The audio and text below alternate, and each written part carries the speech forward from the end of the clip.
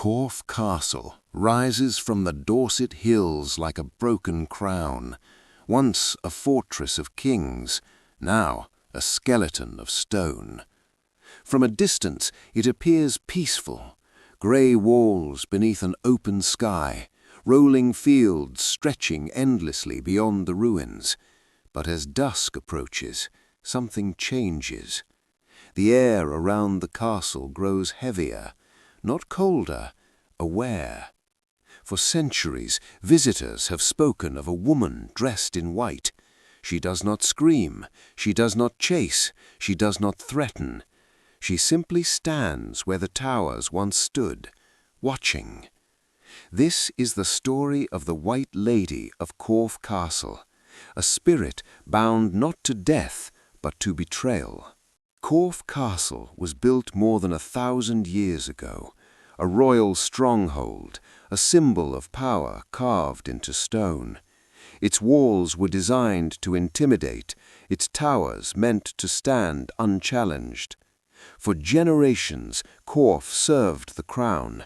It housed nobles, it guarded secrets, it held prisoners, traitors, rivals, enemies of the state.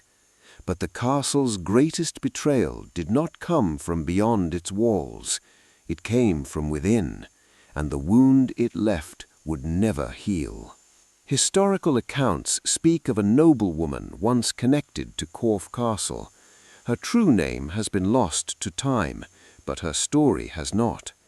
She lived within these walls during a period of unrest and shifting loyalties, a time when trust could mean survival or death.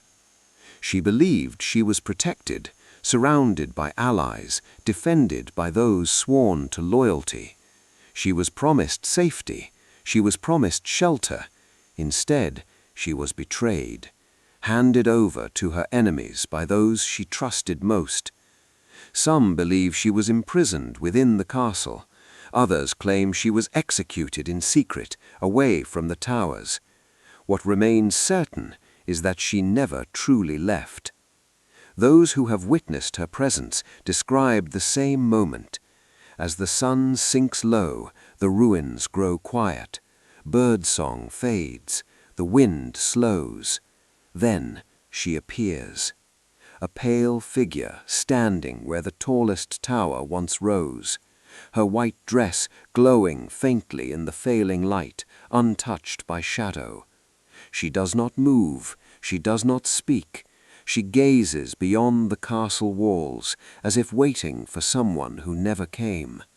Those who see her do not describe fear, they describe sorrow, a deep, aching regret, as though the castle itself remembers what was done.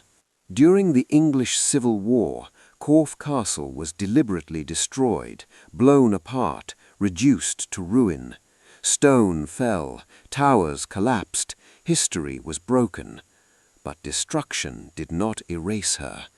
In fact, sightings increased after the castle's fall. Visitors speak of sudden drops in temperature, of footsteps echoing where no floors remain, of an unsettling feeling as if something is watching from above. Photographs taken at dusk often reveal pale shapes in empty windows, figures standing where no one should be. Even security staff refuse to patrol the ruins alone after sunset. They say the walls still know.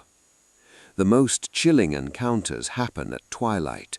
The sky fades to grey, the stones lose their warmth. She is seen drifting between broken walls, her feet never touching the ground. She never approaches the living, but she always faces the same direction, toward the path where betrayal once entered the castle.